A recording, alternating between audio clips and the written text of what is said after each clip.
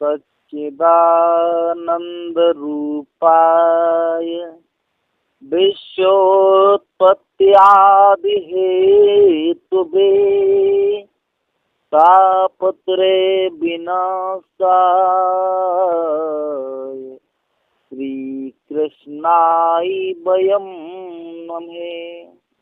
आदरणीय आदर की पात्रा मेरी प्रथम पूजा के योग्य माताएं, बहनें, बेटियां और पितातुल्य बुजुर्ग, भारतवर्ष के युवा, नौजवान, कर्णधार बच्चे, सभी संत भगवान, व दृश्य अदृश्य रूप में धरती अंबर तल में विराजमान देवी देवता। आज मैं आचार्य उपेंद्र मधकर, परम पूज्य गुरुदेव कवि कमलेश आचार्य जी को नमन करते हुए आचार्य विमलेश यूट्यूब चैनल के माध्यम से एक सामाजिक शिक्षाप्रद आख्यान लेकर के चल रहा हूँ। आशा है कि आपको ये आख्यान बड़ा प्रिय होगा और समाज सुधार के विषय में अत्यंत कार्य करेगा। आज के कार्यक्रम के संयोजक हैं हमारे बड़े भ्राता आचार्य कवि विमलेश यादव जी और हमारे बड़े गुरु भ्राता मानपाल शास्त्री जी, विधौनी निवासी। आइए आरंभ करते हैं। साथ ही साथ इस कार्यक्रम में संयोजन दे रही हैं हमारी बहन रानी राठौड़, MP ग्वालियर से, और परम श्रद्धेय माता श्री राजमाला चैतन्य जी जो आला की महानायिका हैं, और मेरी भाभी श्री मीना यादव गढ़िया सखीत। इन सबका मैं तहे दिल से आभार व्यक्त करता हूँ। भक्तों, हमारे समाज में एक बहुत बड़ी कुरीति है। जब किसी बहन बेटी का पति संसार छोड़ जाता है तो लोग उसे एक अभिशप्त नजर से देखने लगते हैं। कहीं कोई मार्ग में जाता है, अगर वो विधवा बहन उसकी आगे से निकल जाती है तो लोग अपशकुन समझने लगते हैं। और अगर कोई मांगलिक कार्य होता है, शादी विवाह होता है, विधवा आगे पड़ जाती है तो उसे अशुभ समझते हैं। लेकिन स्वयं उसकी गलती नहीं है इसमें, परमात्मा ने तो उसे विधवा बनाया है। पुरातन संस्कारों के बस वो विधवा बनी है, उसमें इसकी क्या गलती है? लेकिन हमारा अंध समाज फिर भी ऐसी रीतियों को मान्यता देता है। आज मैं इस कहानी के माध्यम से बताना चाहता हूँ कि विधवा कोई अभिशाप नहीं होती, बल्कि वो परम संत होती है। क्योंकि पति के संसार से जाने के बाद विषय वासनाओं से उसका मुख बिल्कुल विमुख हो जाता है और वो भगवान के सहारे, भगवान की यादों के सहारे जीती है। एक गांव में एक भैया रहते थे और उनका विवाह एक बहुत सुंदर कन्या से हुआ जिसका नाम था सुलक्षणा, यथा नाम तथोगुणा। भैया पैरा मेडिकल का डिप्लोमा किए हुए थे और एक हॉस्पिटल में कंपाउंडर थे, और वो बहन नर्स का डिप्लोमा किए हुए थी, उसी हॉस्पिटल में नर्स थी, नर्स की ट्रेनिंग कर रही थी। धीरे धीरे समय व्यतीत होता गया, दोनों में बड़ा भारी प्रेम था और अपना जीवन यापन कर रहे थे। राम सीता जैसी जोड़ी थी। वो बहुत बड़ी पतिव्रता थी, सारे परिवार को भोजन खिला के तब भोजन करती थी, पति के खाने के बाद तब स्वयं भोजन करती थी, सास ससुर के चरण दबाया करती थी, और उसका एक सपना था कि प्रशिक्षण प्राप्त करके, ट्रेनिंग प्राप्त करके मैं एक अच्छी नर्स बनूं। लेकिन याद रखना, समय को कुछ और ही मंजूर था, क्योंकि समय ही संसार का स्वामी है, समय के अंतर्गत सब कुछ है। एक दिन वो बहन घर पे थी, भैया अपनी ड्यूटी गए हुए थे और ड्यूटी से वापस आ रहे थे तो एक 4 व्हीलर वाहन ने उनकी बाइक को रौंद दिया और एक्सीडेंट में इतनी बुरी तरह घायल हो गए कि वो अंतिम सांसें गिनने लगे। उन्हें हॉस्पिटल ले जाया गया। हॉस्पिटल जाते जाते उन्होंने दम तोड़ दिया। सुलक्षणा पर तो मान लो ऐसा लगा कि विपदा का पहाड़ टूट गया हो, पागल सी हो गई, पुकारने लगी, चीखने लगी, चिल्लाने लगी। सारा परिवार दम के साये में आ गया। उस भैया का अंतिम संस्कार किया तो सुलक्षणा उसके साथ जलने को भागी, लेकिन लोगों ने समझाया कि मरे के साथ कोई नहीं मरता, यहाँ सभी असहाय हो जाते हैं, आप भगवान के सहारे अपना जीवन काटो। सुलक्षणा की उम्र महज 20 वर्ष की थी। कुछ प्रबुद्ध लोगों ने कहा कि इस बेटी की उम्र नहीं है और इसके घर में इसका देवर भी कुंवारा है, क्यों न इसका पुनर्विवाह करा दिया जाए।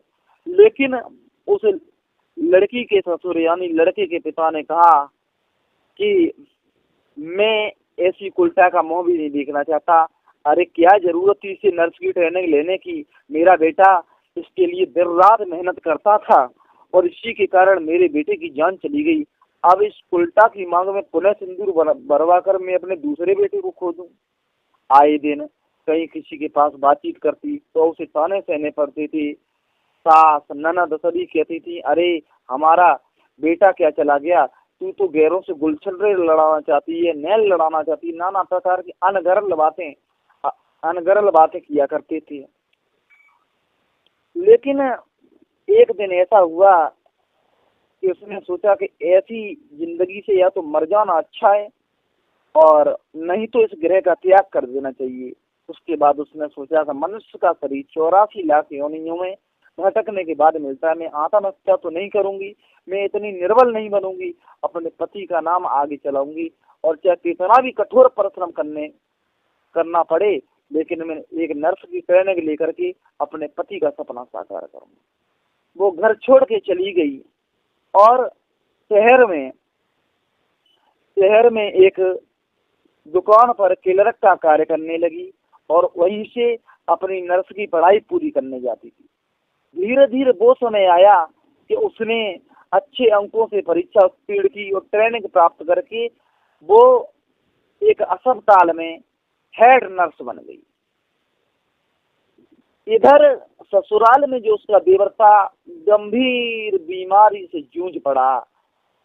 बहुत इलाज हुआ, उपचार हुआ, लेकिन कोई लाभ नहीं हुआ और अंत में शहर के जाने माने अस्पताल में उसे ले जाया गया और उसी अस्पताल में वो भर्ती हो गया जहां उसकी भाभी हेड नर्स थी।